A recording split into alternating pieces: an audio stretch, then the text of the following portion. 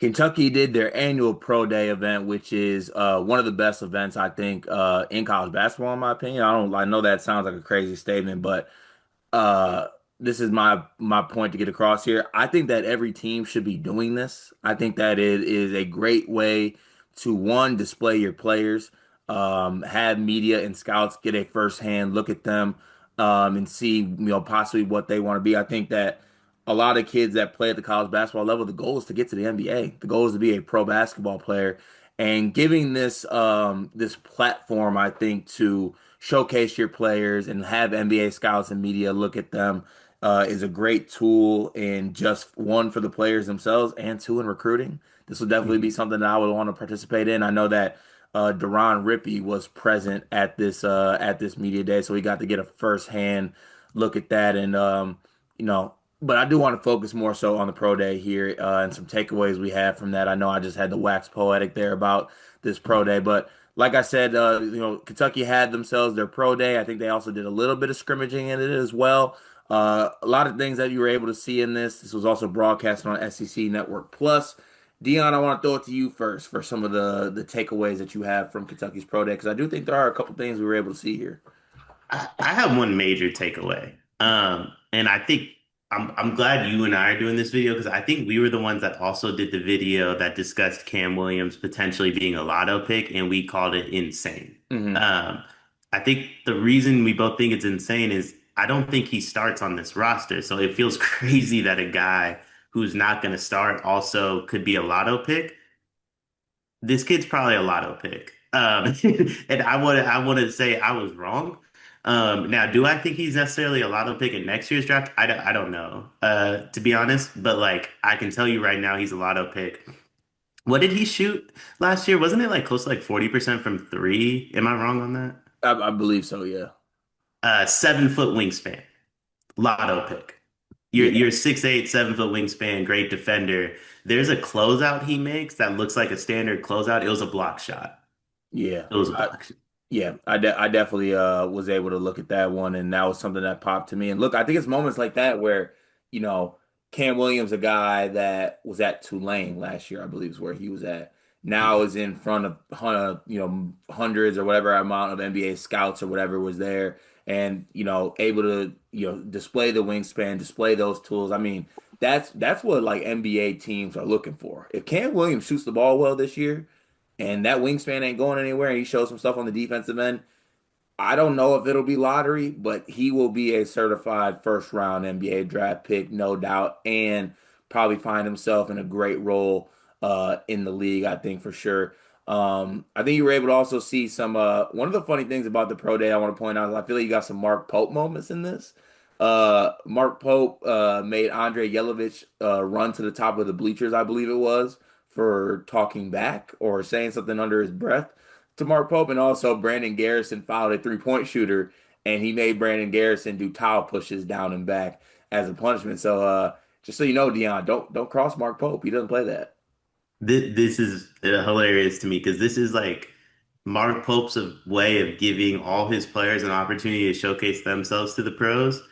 And ironically enough, he just did everything pro teams would be like, yeah, please don't do that with our professionals type of thing. It's a weird like you could showcase yourself to the pros, but like also I'm showcasing exactly why I'm going to stay at Kentucky for my life.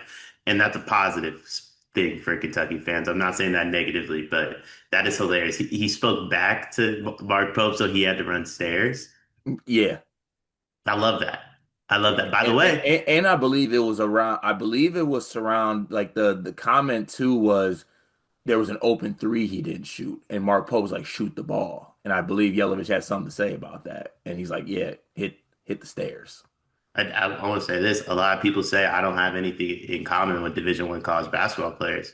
I've had to run plenty of stairs for talking back to coaches. Plenty of stairs. And but it wasn't for not shooting the ball. I'll say that, and I'm guessing it wasn't for you either. It was more so, why did you shoot that? And I said, Coach, I'm me. Why do you practice that shot? Why would you shoot that shot? I practice every shot is what I used to tell coaches. Like, there's not a shot I don't want to practice. And then that's why they said Dion Stairs. But Yes. some other moments I want to speak about, and shout to KSR. They were obviously very present at the pro day and did a lot of good interview stuff and a lot of good takeaways. I do want to talk about some of the things that they took away from this. First one was that Jalen Lowe was as advertised. Now, this is one I'm really starting to buy into, right? I think that even in the mic'd up video that they did for Jalen Lowe, the jumper is pretty. The Mhm. jumper's pretty, and I know he's a little bit slender. I get that. I had doubts about the whole defensive stuff with him. Don't get me wrong, but this is going to be a guy that's I think is able to get buckets, and you were able to see him have a good drive against Colin Chandler in this clip. He was hitting his 3-point shots. What do you think about Jalen Lowe as far as like how he looks in this? And I think as a Kentucky, if you're a Kentucky fan, seeing all this and then getting to like the point where it's like, okay, combine this with Otega Owe. Like, Right. what does that partnership kind of form? So, what do you take from Jalen Lowe as being being labeled as advertised in this from KSR? Yeah, I think there's like a lot of different ways Kentucky fans can look at this. I think there's my Cam Williams perspective where it's like, okay, that's an NBA dude. I have no idea what he looks like in college, but if he shoots 40% from three with a 7 foot wingspan, like that dude's going to the league. And then there's the Jalen Lowe perspective that's just like, this dude's gonna be one of the best guards in the country. He might not have done anything to where it's like that's an NBA guy per se. Maybe he is, maybe he isn't. It's not as certified as a Cam Williams because naturally there's differences there. But this is one of the best guards in the country, paired with Otega, who might be the like besides Braden, the best guard in the country, right? So like I think it's one of those situations where like if you're looking at it from a Kentucky perspective, you're like, okay, no one's talking about the fact that we have one of the best backcourts in the country too. Everybody's talking about UConn. Everybody's talking about Purdue's backcourt. Everyone's talking about like the solidified nature of what's going on at Duke with some of their starting five aspects. By the way, we have it too. You want to talk about Louisville and their four guards? We have a million guards also. And on the flip side of that, we can put a 6'8" demon with a 7 foot wingspan that shoots 40% from three at the three spot. JQ's on the way too. I just think this team showed out. This team, it's not just uh, Jalen Lowe. This team is as advertised. Yeah, and I think too to the point that Mark Pope brought up, where he's like, I'm having trouble picking teams. You are talking about guys that are the current like 10th guys in Kentucky's team. Right. Like Otega's on the sideline, JQ's on the sideline. And we're getting great impressions from Cam Williams. Obviously, Jalen Lowe's a starting point guard, so that's part of it. But like, there was some good stuff from Yelovich outside of the whole like punishment part. I think there was Jack Pilgrim. He pointed out that like Yelovich is this great like switch up from what like Mo Diabate is at the four spot. What do you think Yelovich's role is going to be with this team? Because there was a little bit like he's maybe a little bit slower getting adjusted. He came in kind of late, but I think he's going to be a big factor for this Kentucky team. Dion, how's your job going? Beginning of the school year, everything's like a little up and down. One of the biggest issues we've had is we can't find any uniforms for our girls' sports teams. Mm, that's a difficult thing to find a solution for. I know damn well all about that because I got a daughter that just turned 2. She's into sports and she's already outgrowing every little piece of sports apparel she had. Thankfully, I know Clara Kate Creations. Clara Kate Creations was started by a former high school teacher who quit because it wasn't cost effective to send new twins and a 2-year-old to daycare. She found it easier to make girls' sports apparel than finding it to buy. And I am so thankful that she exists because if we have an old shirt of Murph's that she's outgrown, we can send it in and she takes that piece of apparel that means something and upcycles it into an outfit that Murphy can now wear as she grows up. She makes great stuff. It's honestly kind of like your fullback's wife, Kyle Juszczyk. Is that how you say it? She does that. But honestly, I think Clara Kate's coming for Mrs. Juszczyk's job. I love that. I'm a big Juice guy. Love his wife. Love Claire Kate even more than both of them, though. You can send in your own custom ideas and she will come up with a design. She's just the best. Look up Clara Kate Creations on social media, Facebook, Instagram, and more.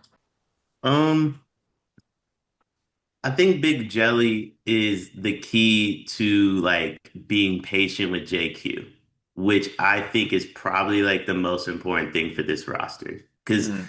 I also don't think JQ's gonna want to be rushed back. JQ very openly like this is a pit stop. You know what I mean? Like he loves Kentucky. I'm not saying he doesn't, but it's not like JQ's like on like a 3-year plan. Like this is a 4 or 5 month plan, and then like I'm out of here. And I think with that being in mind, like there's an element of like if you're in JQ's camp, you don't want to be rushed back. You know what I mean? Like you want to be able to take your time with this process, and Big Jelly's the guy that can get you that ability to take time. Although I don't know. I'm infatuated by Cam Williams. So maybe Cam Williams is the four.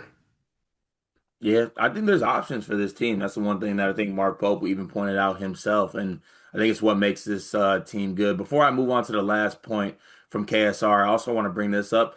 Justice for Brandon Garrison, as someone who has been punished in the basketball settings a good amount of time in my life. Shout out to my Clarion Eagles, and shout out to my guy Jimmy Jam, by the way.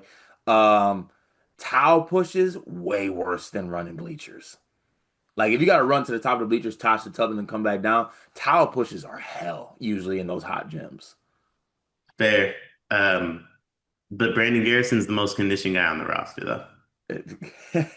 My dog is a 17s demon. Don't sleep on him. And then the last but not least, one of the big talking points of the summer for Kentucky, Trent Noah was spraying from everywhere in this one. I'm sorry, not Jack Pilgrim, I saw KSR, Drew Franklin actually pointed this out, said that he's clearly slimmed down, and in front of all these NBA scouts, he was knocking down shots from everywhere. Like I literally saw him knocking down shots in a lot of clips. There was one where he had back to back on the left wing, then like a deep one from the right wing.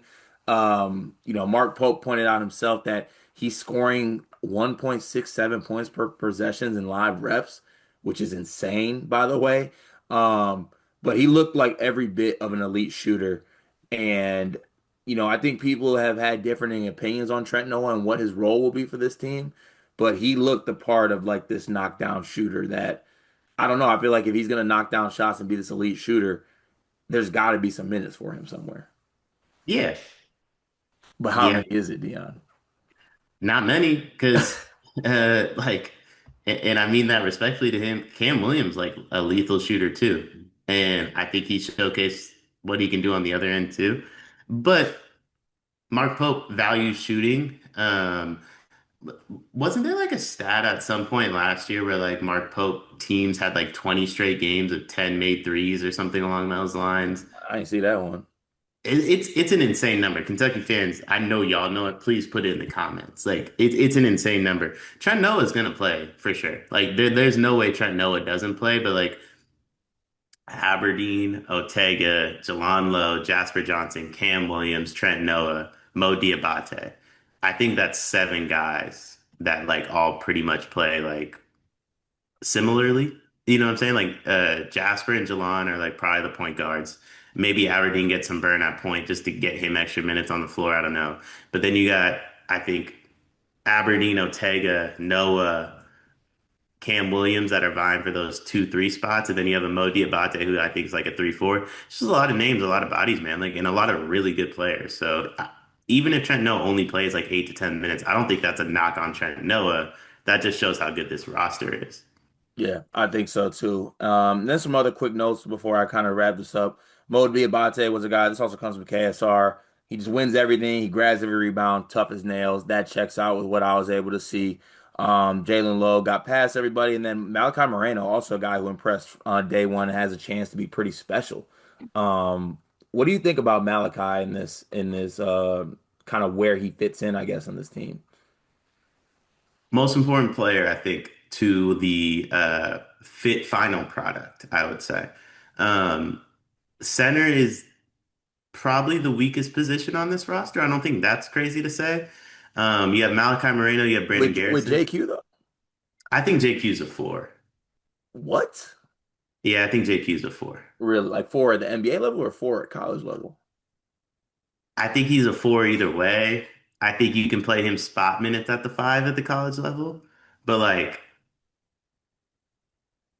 I don't know. I mean, what feels like a better lineup to you? Like Jalon Lowe, Aberdeen, Otega, Mo Diabate, JQ, or Jalon Lowe, Aberdeen, Otega, JQ, Malachi Moreno. I mean, it is interesting. I think I like JQ as the five with five out or four out around him, but I do see the vision that you're coming with on that one. But look, I think if anything, it's great insurance policy. Like we're not rushing JQ back if we can get some other things from our front court players that I think will make it, a little bit easier on just making sure you kind of like just take him along slowly, JQ that is. But I do think that by the time Malachi Moreno leaves Kentucky, he is going to be special. I don't know if it's going to be this season or it might get a glimpse this season, but I think at least by next year, he's a guy that's really going to factor in. And then last but not least, like just to kind of sum up my thoughts on this, watching this, I come away definitely more impressed with kind of the options that Kentucky has. Now, obviously, pro day practice stuff. I want to see it in a game. I want to see it in a, they'll have exhibitions later this month, so I will be able to see it in a game. Even though sometimes exhibitions, coaches really cookie cutter that shit. So it's like you don't really see much, but it's five basketball players going against another five basketball players that aren't on their team. That's hoop. All right. I ain't listening to that. So I want to see what it looks like, but I do just come away impressed with like the options that Mark Pope has in a roster that he builds. Like Cam Williams, great shooting size, all the starters, and this is without Ortega and JQ on the floor. I picture this team with those two in the fold. Number nine's within reach I mean, was there doubts number nine was in reach? for me. Yeah, Really? a little bit. But Louisville, very much so, was always in reach. See, I don't know what they're on the quest for. I don't know what their assignment is. Not big Cardinal history guy. Yeah, I don't know what their assignment is either. But I think Kentucky's been one of the best teams in the country since like pretty much since JQ committed and Ortega went back. Yeah, that's fair to say. But I think that Mark Pope did a great job with the rest of this roster. I'll end it with Oh yeah. this, Dion. Where do you have Kentucky ranked in your like little preseason top 25? I feel like I've seen you put them in different spots. Does this change anything? Do you come away from this change it with all? No, I think I feel like last time you and I did it, and honestly, we need full episode topics, so like maybe that should be Updated Final Four. or no, like updated like preseason top 10. Yeah, fair. Because I think G and I did updated Final Four the other day. They're top five. I mean, Purdue, Houston, Duke, UConn, and then I think you get into like the Louisville, Kentucky of the world. But I think I think I personally would have them ahead of Louisville, and I would have them five. I know you win it. L's up, right? Yeah, yeah, listen. Uh-oh. I don't got to reveal that on here. Yeah, they're a certified top 10 team. That's all I'll say. Very impressed with the pro day. Very impressed with Mark Pope and what he's able to do with this team. And like I said, very excited to watch them against other people later this month.